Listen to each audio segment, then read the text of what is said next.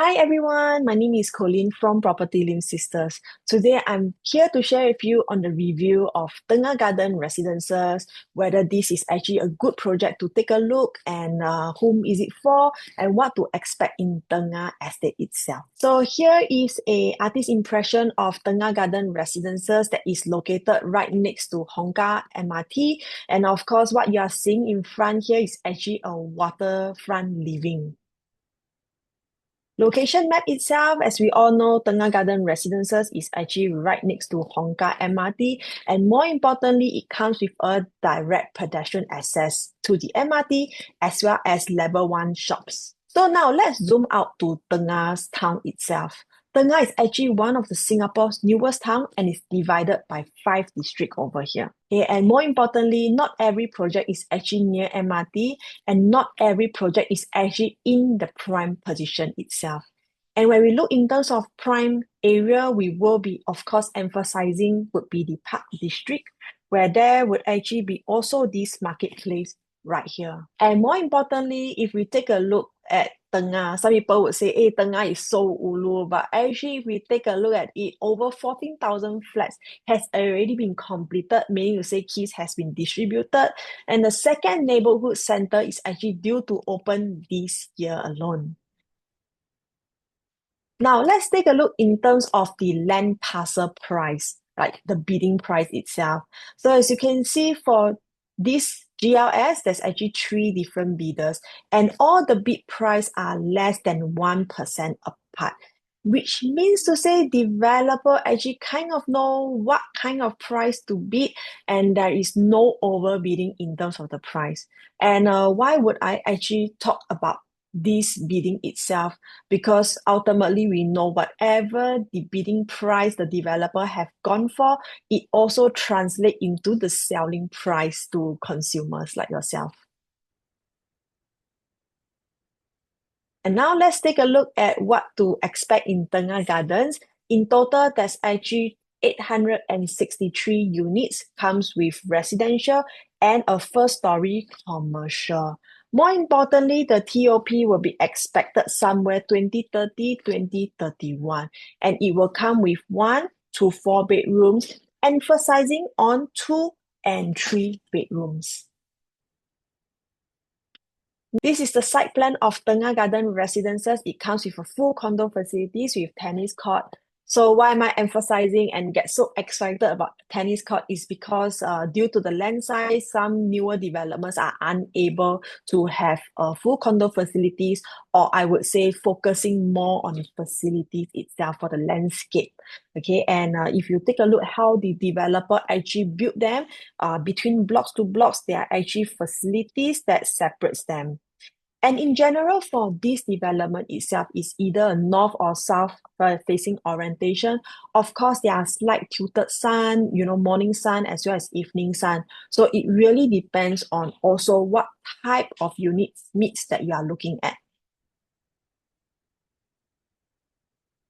As we know, the developer have not released any price point at this moment, but what we can take a look is to benchmark what type of pricing is actually good to enter for these up and coming government land sales. So first, there's Le Quest, which already TOP for some time now.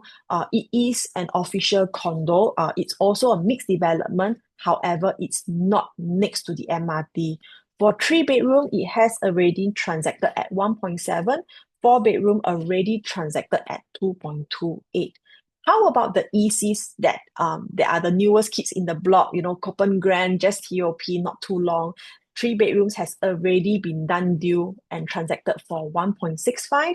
Of course, like what I've mentioned, why I just shared regarding the land bid is because, as we all know, the higher the land bid, the cost gets higher, meaning to say buyers are also expected to pay a higher price. So for Novo and Auto Place, these are ECs. However, the land bid has gone higher and higher. So if you realize for the 3 bedroom, direct developers have also hit at 1.82 million. So today, if you're asking me in terms of price expectation, what can we expect for Tengah Gardens, and more importantly, what would be reasonable?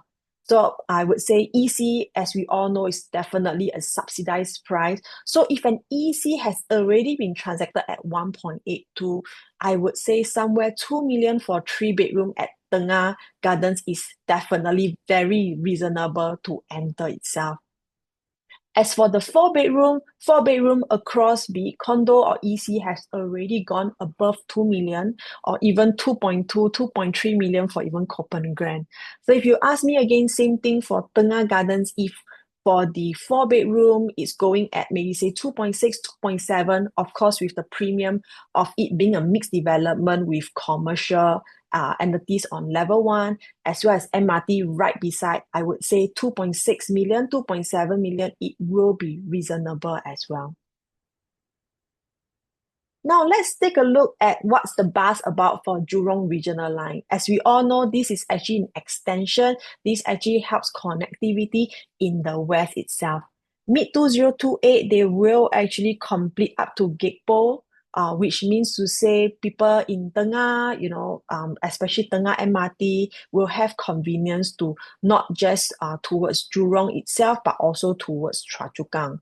And further of 2028, that will be the full completion of the entire Tengah area, the Tengah district, meaning to say all the 5 districts will also have close proximity to these MRT lines. And last but not least, of course, 2029 will be targeted more towards the industrial area of Jurong. All right, so here is actually the URA master plan live. I'm going to share with you actually what's the advantage of Tengah Garden Residences and how niche it will be. So I'm going to go along the Jurong regional line itself, starting from Choa Chu Kang. As we know, that is actually the first stop to it. So moving forward after Choa Chu Kang will be Choa Chu Kang West. If you realize it's all surrounded by HDBs. Okay, as we continue forward, okay, it be Tengah. However, these two plot itself, meaning to say it's going to be a mix or mixed development that is connected to MRT as well. However, it hasn't been established whether or not it's going to be a HDB or it's going to be a private development, right? And as we move downwards to Hong Kah, you can see on the left itself will be 3.0. That's basically Tengah Garden Residences. And again, if we move forward into the plans for corporation, again, if you realize upwards is actually more towards the industrial, downwards and education. Okay, continuing to Jurong West itself, same thing. On the top part is actually industrial as well as hospital. Downward is more towards residential. So if you realize itself, the only color, or I would say the only mixed development that is next to MRT is actually Tengah Garden Residences. Meaning to say in future, if you miss this launch itself, unfortunately, there will not be another Tengah Gardens 2.0, right? So I would say if you are sitting on the fence thinking whether to go for this balloting or not, or taking a look at whether this is something that you would want to invest or own stay, I would encourage you to just come down and take a look and decide from there, because this is the one and only development that is a mixed development and right next to the MRT. And this is where it gets interesting. About 92% of Tengah is actually made up of HDB, and around 5% are EC, and only about 3% are private condo. So what does this actually mean? There's actually a large pool of potential upgraders, but very limited private housing supply. So Tengah Garden Residences is not just another launch. This project, it combines MRT access, mixed development, which is limited supply, which is why this is definitely one to watch. But of course, whether it's suitable for you depends on your timeline as well as goals.